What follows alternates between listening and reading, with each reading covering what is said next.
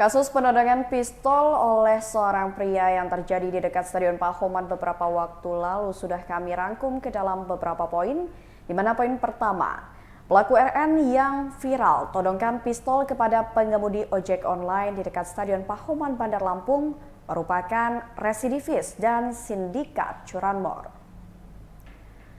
Poin selanjutnya, Kasat Reskrim Polresta Bandar Lampung Kompol Muhammad Hendrik Aprilianto mengatakan, komplotan pelaku ada 6 orang yang melakukan aksi curanmor dan merupakan warga Tanggamus.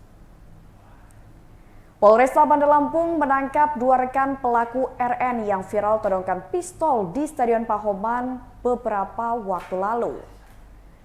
Adapun 2 pelaku rekan dari RN yakni Dava dan Heru diamankan pihak kepolisian. Polisi mengamankan keduanya di suatu rumah di Gunung Terang, Kecamatan Tanjung Karang Barat.